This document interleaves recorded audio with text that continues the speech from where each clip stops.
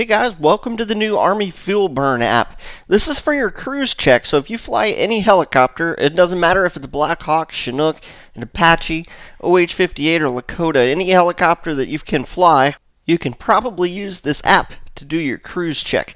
Okay, so here's how this works. When you're about to do your cruise check, just know that you have to have been running the timer. This has an elapsed timer in it, which will calculate your burn rate for you and then give you your 30-minute reserve time, your 20-minute reserve time, and your time to burn out. You can see that over here on the right side of the screen.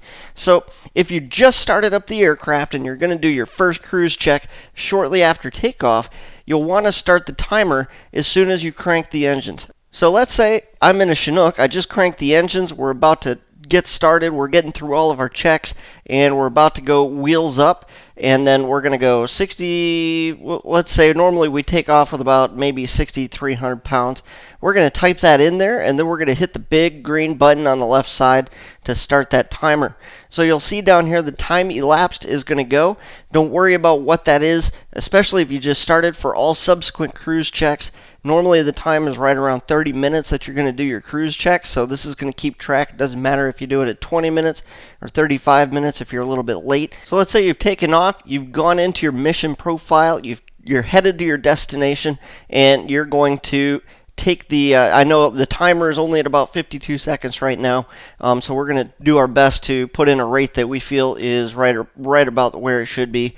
Let's say we're able to take off that fast and go 60 to 50. And then once you put in whatever the pounds is, when you're about to do the actual cruise check, just put in the pounds that it ends at, and then hit the big stop button.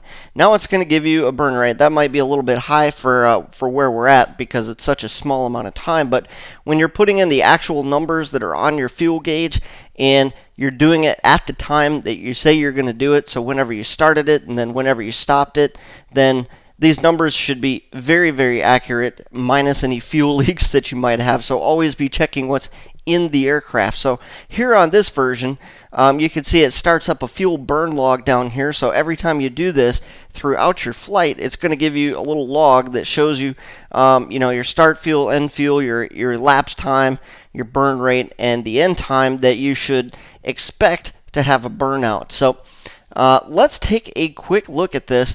Over here on the right side, the information that this is giving you as a burn rate, it's giving me 2466 pounds per hour.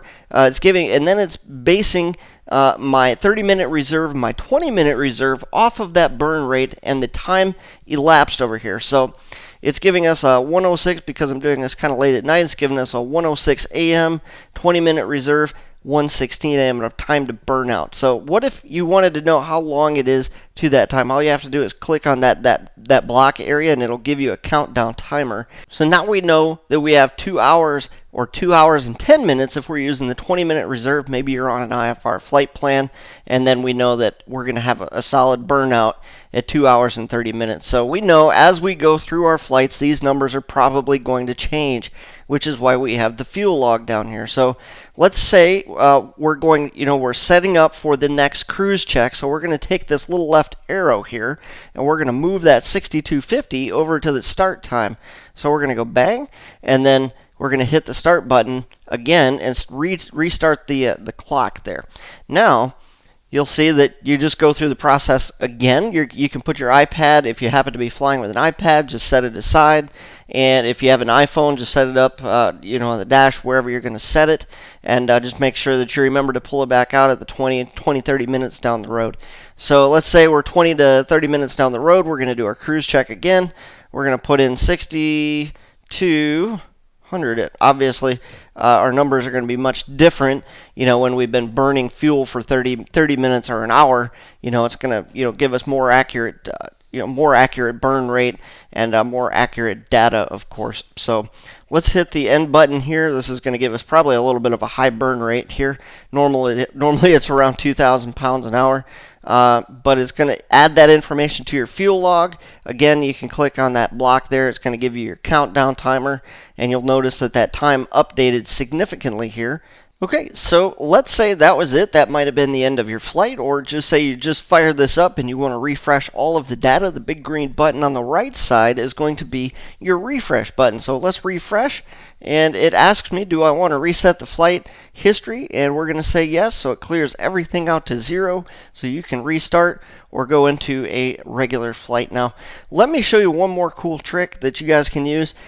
Some people fly with pounds, like we do in the Army. If you happen to be a civilian aviator or you fly using gallons, you might want to change the pounds to gallons. So up here in the top right corner is your settings. All you have to do, choose the fuel measurement, just click on gallons, and click done up here in the corner, and it's going to switch everything over to gallons. Know that this will not convert from gallons to pounds or from pounds to gallons, but it just helps you, keep track of what it is that you're flying with. So you should start with that the way that it is.